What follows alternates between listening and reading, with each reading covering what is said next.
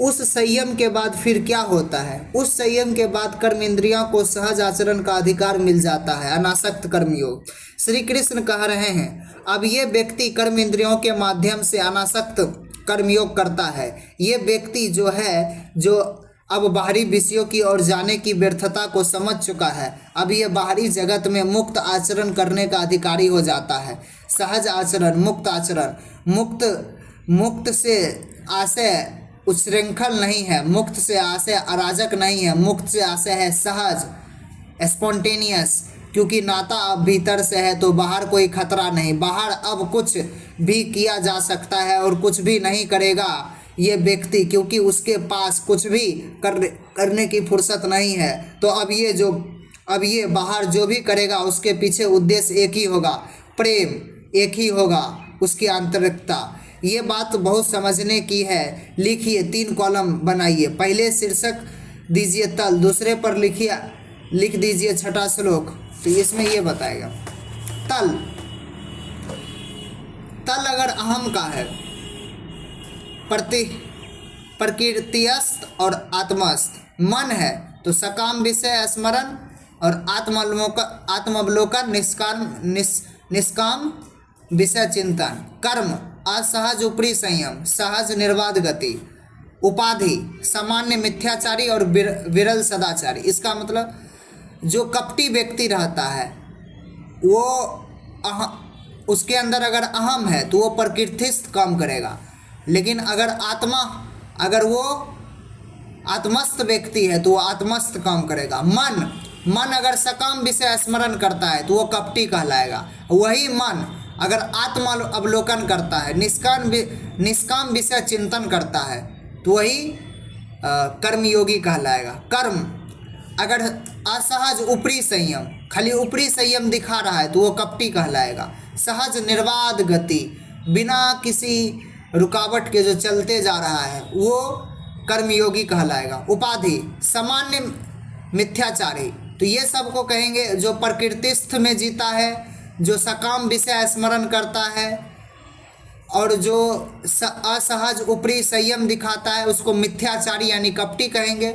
जो आत्मस्थ है, आत्मावलोकन करता है, निष्काम विषय चिंतन करता है। निष्काम मतलब निष्काम कर्म, फल की इच्छा नहीं, सिर्फ सही कर्म।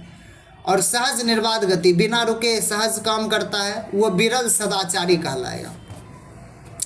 दोनों में बड़ा अंतर है, मिथ्याचारी और सदाचारी। मिथ्याचारी और सदाचारी वो सारा अंतर है। वो कहाँ से जाता है? वो सारे अंतर का मूल कारण क्या है? बस कि हमने क्या चुन लिया। सारा खेल इसी बात का है, चुन किसको लेते हो।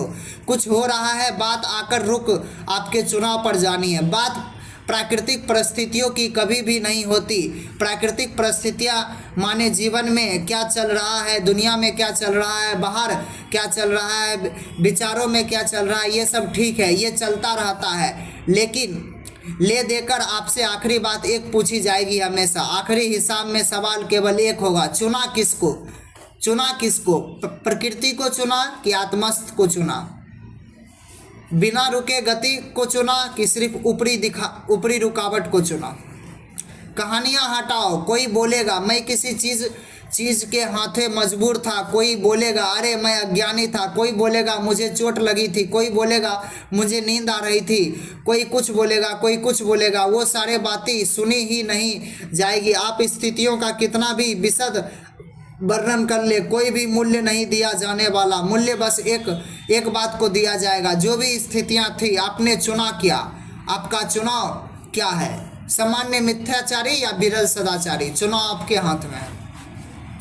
इधर उधर की बातों का रोना बंद करो। तो इसीलिए सारी कहानी शुरू होती है कि हम प्रकृति की बात करता है, प्रकृति को बहुत गंभीरता से ले लेता है, उसको अपनी केंद्रीयता और अपनी असलियत में और अपने खड़ेपन में मौज है। देखिए, प्रकृतिस्थ होने का मतलब क्या होता है? प्रकृतिस्थ मतलब मिथ्याचारी। प्रकृतिस्थ होने का यही मतलब होता है कि बड़े गंभीर हो गए, क्या चल रहा है, एकदम चेहरे पर दुनिया भर की जिंदगी उभर आई है, बड़ा मूल्य हो गया जगत का, ऐसा चल रहा है वैसा चल रहा है। अभी आजकल व्यापार में देखो घाटा चल रहा है, इतने रुपये का ऐसा हिसाब कर रहा है, कुछ भी अलग अलग लोगों के लिए अलग अलग बातें महत्वपूर्ण होती है।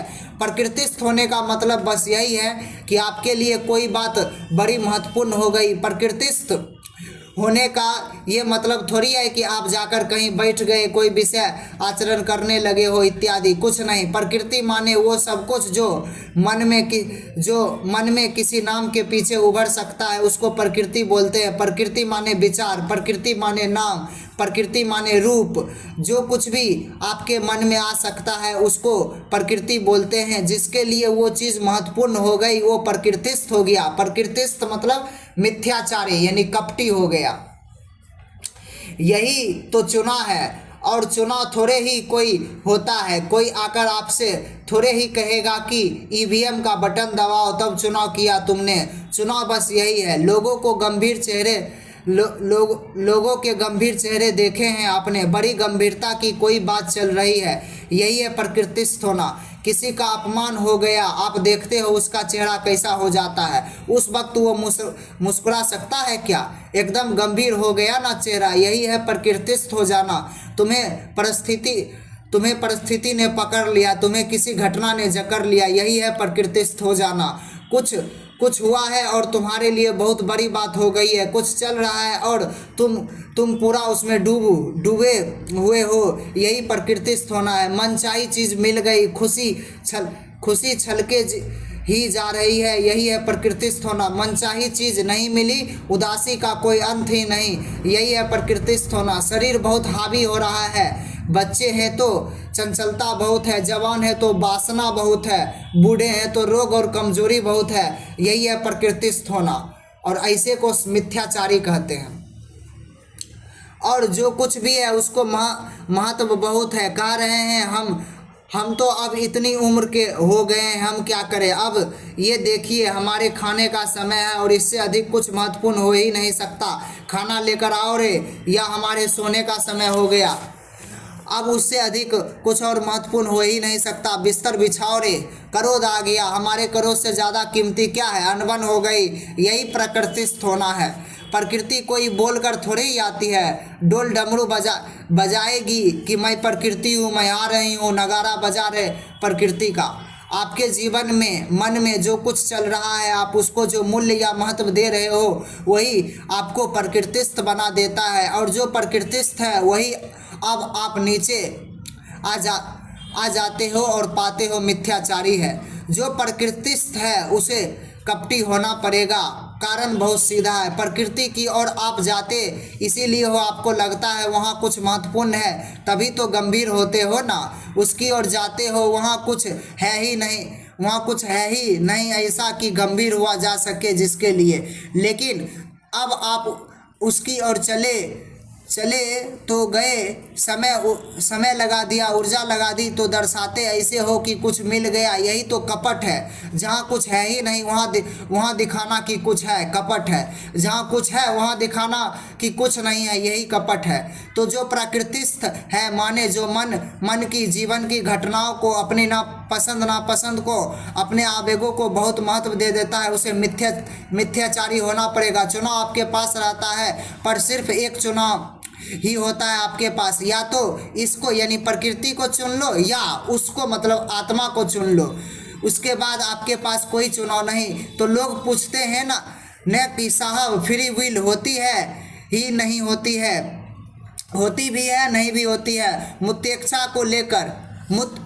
इच्छा को लेकर बड़ा विवाद रहता है, वो सुलझने में नहीं आता। The debate around free will है कि नहीं है, नहीं भी है भी। एक बार आपने वो मूल चुनाव कर लिया, उसके बाद आपके पास चुनाव की कोई शक्ति नहीं है। चुनाव की ताकत है बस एक चीज़ है, बाकी तो सब फिर कार्यकरण का अंतहीन खेल है। मूल कार्य एक ही है, चुनाव करना।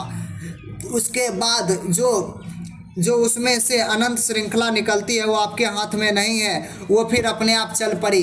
जैसे आप पहाड़ के ऊपर खड़े हो और बर्फ से लदा पहाड़ है, मान लीजिए बर्फ से लदा हुआ पहाड़ है, आपके हाथ में एक छोटा सा बर्फ का ढेला है। इस वक्त आपके पास चुनाव की जैसे सुविधा हो। क्या सुविधा है कि ये बर्फ का ढेला है, मैं इसको नीचे फेंकूंगा कि नहीं फेंकूंगा, बस यहीं तक आपके चुनाव की सीमा है। इसके आगे आपको नहीं मिलेगा चुनाव।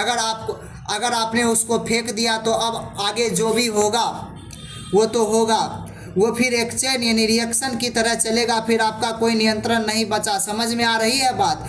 अब वो नीचे कौन सी दिशा लेगा, क्या गति लेगा, कितना बड़ा हो जाएगा, कब विखंडित हो जाएगा, टूट जाएगा, बहुत बड़ी चट्टान का रूप ले लेगा, वो सब आपके हाथ में नहीं है। अब तो एक बार आपने उसको छोड़ दिया, अब आपकी फ्री विल खत्म हो गई, अब आप कुछ नहीं कर सकते। और वो एक तरह से बात यह है कि कर्म में तो फिर भी आपकी स्वेच्छा आप कहते हो कि चलती है, कर्म फल में नहीं चलती है। यहाँ तक तो सिर्फ आपका जोर चलता है, आप कौन है, अतः आप क्या कर्म करेंगे, यहाँ तक तो फिर भी आपके अधिकार की बात है। लेकिन एक बार आपने चयन कर लिया कि आप कौन है, अतः आप क्या करेंगे, उसके बाद अब जो परिणाम आना है उस पर आपका कोई जोर नहीं चलने वाला। समझ में आ रही है ना बात। तो कोई पूछे कहाँ तक हम चयन कर सकते हैं, साहब आप मूल चयन बस एक ही बात का कर सकते हो, आपको होना क्या है, आप जो हो गए उसके बाद जो कुछ होगा उस पर फिर आपको कोई नियंत्रण नहीं, कोई अधिकार बचता नहीं। आपने अगर तय कर लिया कि आप बाप हैं तो अब आगे की घटनाओं में आपका कोई नियंत्रण नहीं बचा।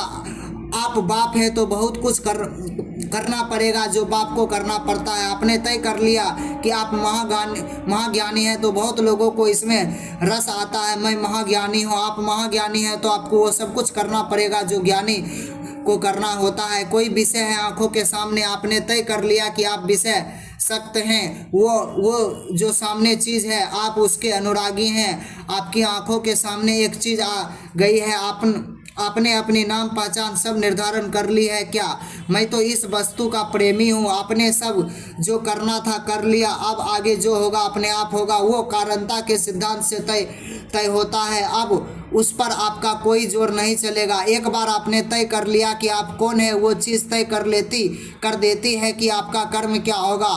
और कर्म के बाद जो कर्म फल की पूरी श्रृंखला चलती है, एक लंबी रेलगाड़ी, खटखट खटखट, डब्बे डब्बे डब्बे, उस पर आपका जोर एकदम ही नहीं चलता है। समझ में आ रही है बात। तो स्वयं को आप क्या हो जाने की अनुमति दे रहे हो, बहुत बड़ी बात है। ये पहली और आखिरी बात है। कुछ कर रहे हो उससे पहले पूछा करिए, ये करते वक्त मैंने अपने आप को क्या इजाज़त दे दी, और अपने प्रति रवैया थोड़ा सख्त रखे। ये ढुलमुल खेल नहीं चलेगा। क्यों, प्राकृतिक वृत्ति यही रहेगी, प्राकृतिक जो कर रही है वो कर जाओ।